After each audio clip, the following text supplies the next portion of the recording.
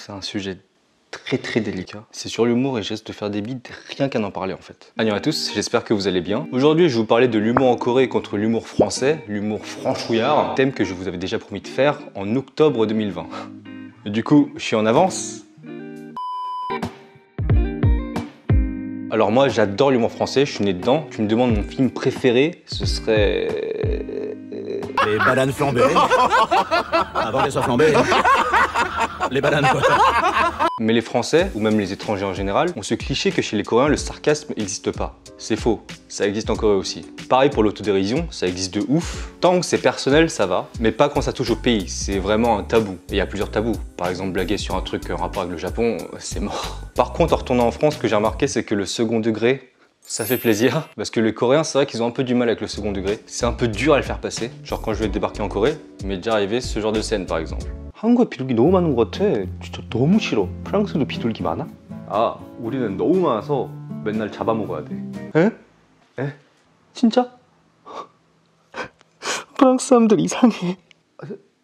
Mais les Coréens, ils sont forts à un truc, c'est qu'ils sont souvent en situation où il faut briser la glace très vite en société. Et ça surtout en blind date par exemple. Et généralement, un blind date, t'as que quelques heures, sauf si affinité. Donc soit tu passes une soirée où vous vous ennuyez de ouf, soit tu fais exploser de rire la personne en face très vite et tout le long.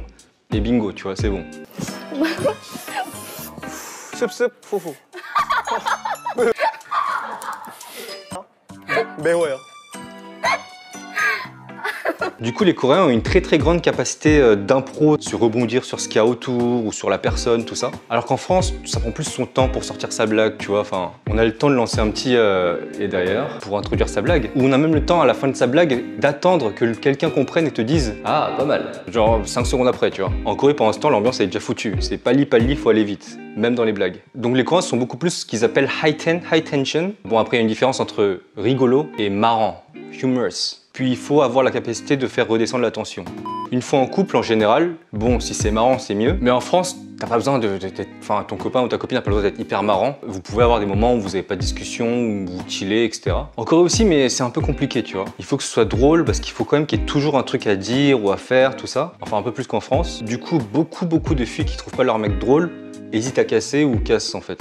Mais bon, j'ai l'impression de faire une vidéo sur les couples là. Faut pas, j'en ai déjà trop fait. Et niveau femmes aussi, je trouve que les Coréennes sont hyper drôles. Et d'ailleurs, il y a énormément d'humoristes femmes en Corée. C'est étonnant parce que c'est vraiment pas l'image, je trouve, que ce pays pourrait donner. Il y a beaucoup de femmes, genre vraiment très drôles, genre surtout chez les très jeunes, j'ai l'impression. Alors que oui, les mecs sont marrants, mais je connais plus de mecs qui me font tordre de rire en France, je trouve, qu'en Corée. Et alors que j'ai l'impression qu'en Corée, c'est l'inverse. Parce que pour les Coréens d'aujourd'hui, une fille très drôle, c'est quelque chose de très attractif. Voilà, je vous dis exactement. Une fille qui physiquement a l'air très calme, très mimi et tout, mais qui est un peu drôle, voire même un peu chelou, tu vois.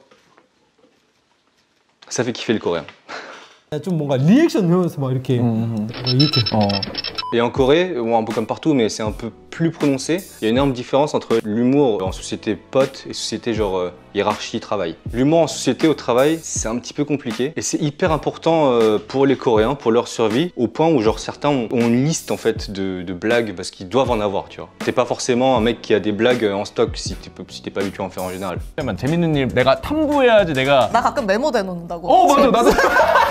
En fait, il faut de l'humour pour supporter ce rythme et cette pression incroyable en communauté, tous ensemble. C'est très confucianiste comme humour en soi. Du coup, tu dois choisir tes blagues de telle sorte qu'elles mettent un peu ambiance, qu'elles soient pas trop border, qu'elles soient appropriées, qu'elles fassent que un peu rire. Ça, c'est partout dans le monde, mais en Corée, il y a beaucoup de trucs que tu peux pas aborder, que tu dois pas dire, etc. Tu peux pas avoir de répartie. Je trouve que c'est vraiment genre plus minutieux que désamorcer une bombe. Et il faut pas que ça explose de rire. Du coup, les jeunes dans ce moment qui ont une mentalité hyper différente de ça, de ce côté confucianiste, souffrent énormément de l'humour de bureau, si on peut appeler ça comme ça. Ensuite, quand on parle d'humour, il y a forcément l'humour un peu sexuel, un peu salace, tu vois. En France, pour le coup, on y va, tu vois. Enfin, tu manges une banane avec de la chantilly dessus, c'est bon, on te lâche pas, tu vois. Bon, après, personne mange une banane avec de la chantilly dessus, c'est vrai. Mais en France, ouais, par exemple, si une fille dit n'importe quoi, hein, genre je caressais ma chatte, ou dès qu'elle mot genre aval quelque part, t'es sûr que tu vas prendre en fait, sans mauvais jeu de mots. Il faut que tu prévois la lourdeur en amont, et pas en aval. En vrai, les blagues sexuelles, ça se fait beaucoup en Corée, ils adorent, mais c'est plus entre mecs, mec ou entre filles. Mais un mec qui dit à une fille « Brogi 아프다고? 어제 파티 끝나고 뭐 했길래? » c'est du harcèlement sexuel. Du coup, ça se fait pas trop. Et pour moi, c'est compliqué parce que du coup, il y avait tellement de perches que je pouvais pas saisir. Le mot perche étant lui-même parfois une perche. Après, en Corée, c'est plus soft. La plus classique des blagues un peu sexuelles que j'entends, c'est genre 아, 근데 복싱할 때 맞긴 해도 뭔가 좀 짜릿해. 혹시 취향이 약간 SM 같은 거 좋아하고 막 그런 거야? C'est pas hyper soft non plus, je recommanderais pas aux gosses, tu vois. Et ils aiment beaucoup faire des imitations de gens connus, des imitations de moments marrants, où ça fait tout le monde universellement les imitations, même en France. Mais les Coréens adorent ça, genre limite ils font ah t'es chaud en imitation, vas-y montre, tu vois. Enfin, tout le monde doit savoir faire au moins une imitation quasiment, sauf moi. 어디 최십니까? 5대 110입니까? 같이 밥 먹고, 예? 사우나도 같이 가고, 예? 같이 밥 먹고, 예? 사우나도 같이 가고, 예? Et par rapport au jeu de mots, j'ai envie de pousser un coup de gueule. Les Coréens appellent ça 아재 개그, c'est-à-dire des vannes de papa, des vannes de vieux, tu vois, des jokes de papa. Et quand t'en fais, ils disent ah c'est un 아재 개그, c'est un 아재 개그. Arrête, je comprends pas pourquoi. Pour moi, c'est de la créativité, c'est une capacité d'impro, c'est savoir jouer avec les mots, tu vois. Et je dis pas ça parce que je fais plein de jeux de mots de merde. Enfin, si un petit peu peut-être. Là, je suis Mbappé. Bibi Mbappé. Ah, l'alcool à ce moment-là, c'était un truc sacré, ou plutôt un truc saké. Et grâce au saké, ça commence à revenir. La montagne est massive et qu'elle fait aussi partie d'un massif. Bon allez, on se magne, ou plutôt, on se moule. Ça n'a rien à voir avec l'hygiène. Parce qu'il y a le mot sale dedans, du coup. Bon, 아재 개그, j'aime pas ce mot. Ensuite, ce qu'on a pas mal en France, enfin en Europe, c'est l'humour noir. En France, ça se fait. Enfin, en ce moment, de moins en moins, vu comment ça a évolué, etc.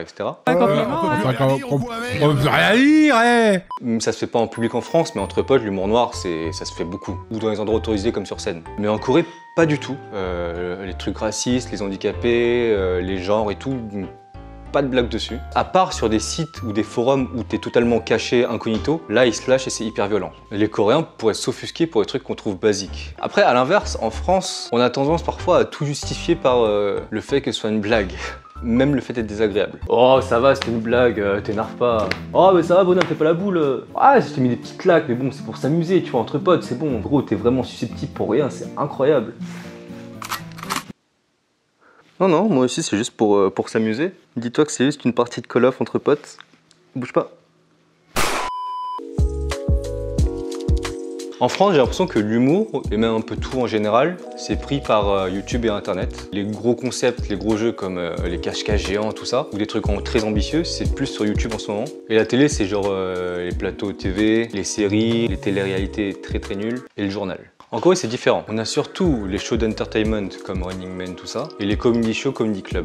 Et ça cartonne de ouf. L'humour à la télé en Corée, c'est vrai que ça joue beaucoup sur le burlesque et que les comédiens n'ont pas de problème avec le fait d'être très cringe, j'ai l'impression.